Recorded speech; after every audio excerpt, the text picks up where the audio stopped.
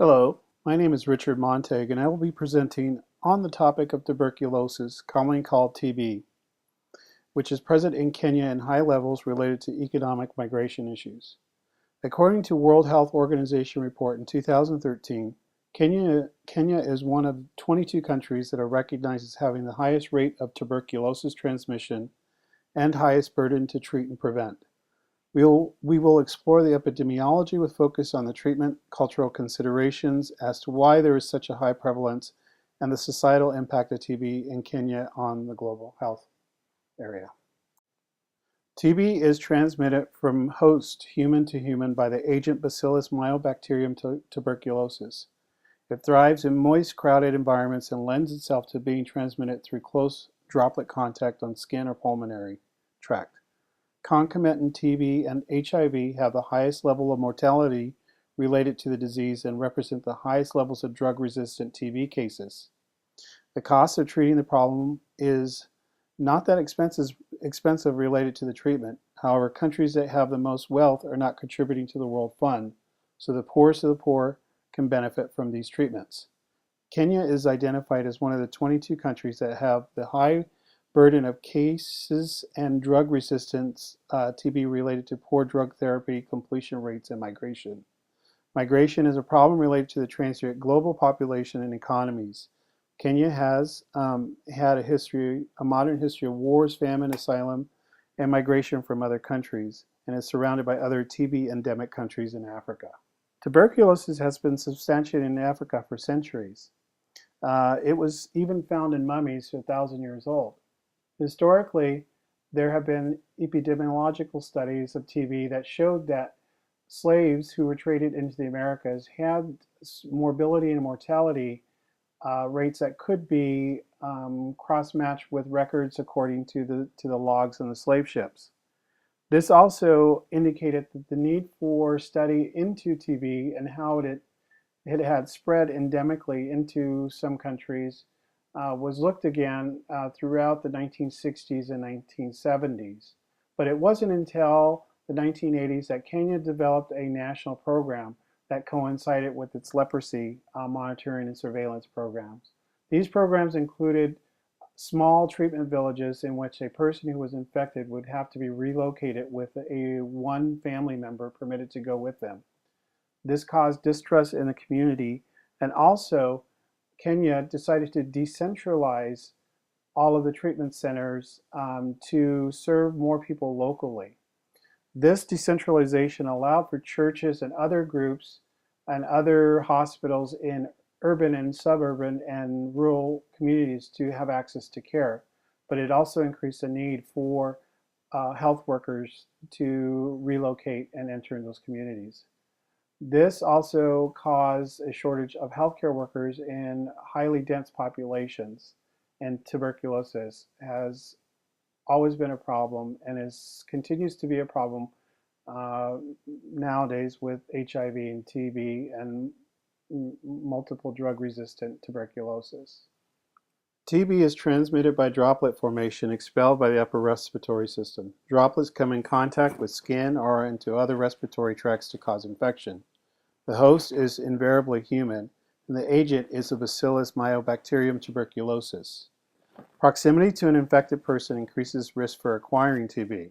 The environment of Nairobi, the capital of Kenya, and other highly densely populated centers has caused increase in cases that are also drug resistant. According to the International Organization for Migration in 2011, the largest community resides in tenement buildings that are overcrowded, damp, and are poorly ventilated. The transmission of TB is highly affected by migration of foreign workers who are either war or hunger refugees. There are barriers to seeking treatment, and this increases transmission rates in the number of hosts in the general population. Younger people are affected more as there is more demand for cheap labor force in Nairobi. Infected persons cannot work and are forced to stay at home and expose family members to TB without treatment.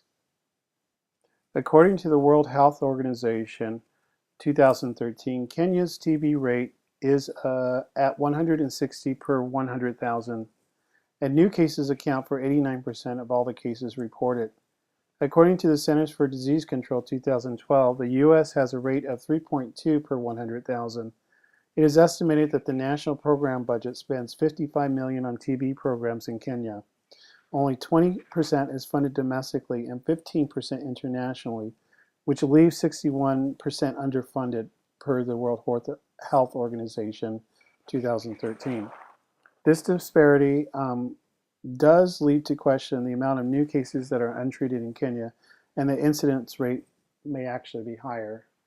The impact of TB is quite severe in high-burden countries such as Kenya. Migrants that flee from war-torn countries or countries that are in famine result in a migrating population of newly available hosts, especially in Kenya. These new immigrants may be uneducated or lack the resources for TB detection and treatment. There comes several societal concerns that include access and barriers to this treatment, according to the International Organization for Migration in 2011. The new cases increase poverty related to diseased persons unable to work and may cause gender inequality related to women who will be unavailable to work or care for children while infected. The number of transient population will continue to rise as the number of immigrants increases with the hope of economic resettlement. The overall health of the country will decline, and the economic impact will burden the labor force related to less workers in the workforce. This will present a problem as Kenya is underfunded for actual TB prevention and support. This will also burden the labor force related to less workers being able to work and comply with medication treatment regimes. Increased mortality rate also imposes a burden on the treatment centers outside the high-density TB areas if allocation of resources to combat at a higher rate of incidence is not available. There are several treatment and prevention programs currently in place in Kenya.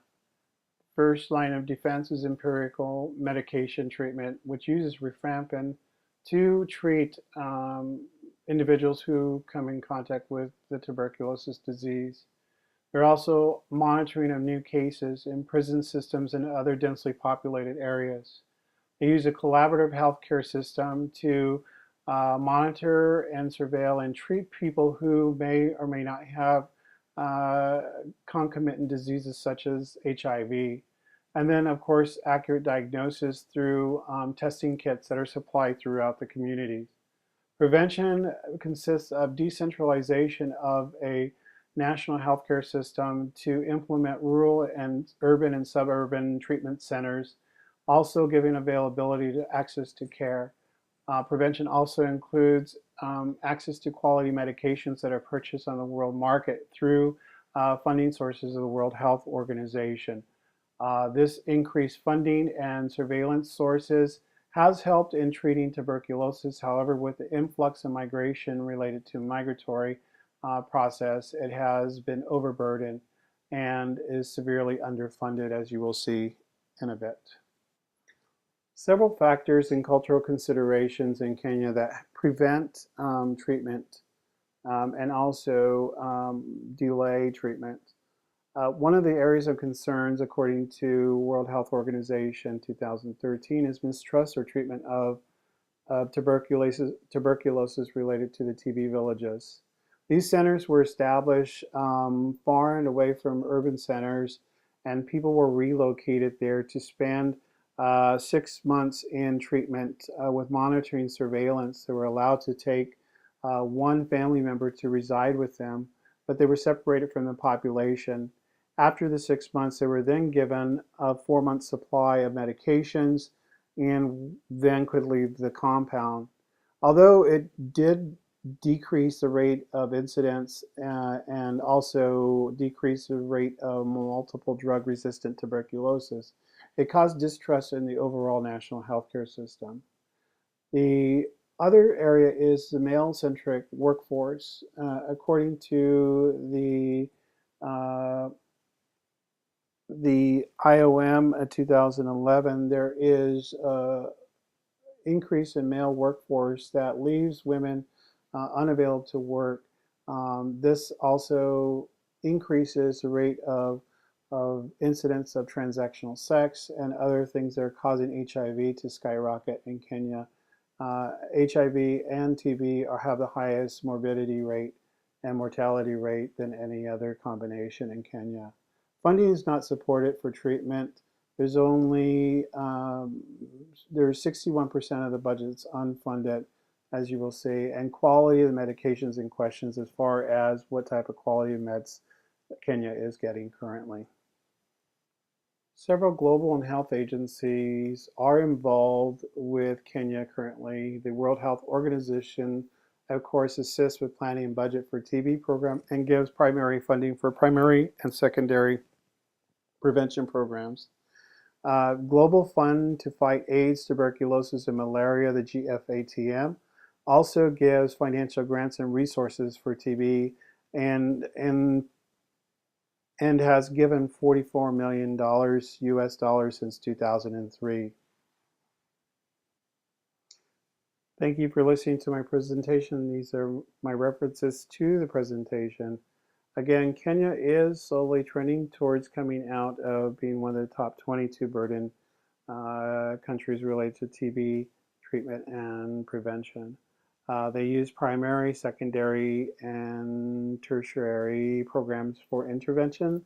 And also, they have made huge gains, but are still having problems with multiple drug-resistant tuberculosis. This, according to World Health Organization 2013, is related to the HIV and TB resistant and migration populations that are involved with this disease. Thank you and have a good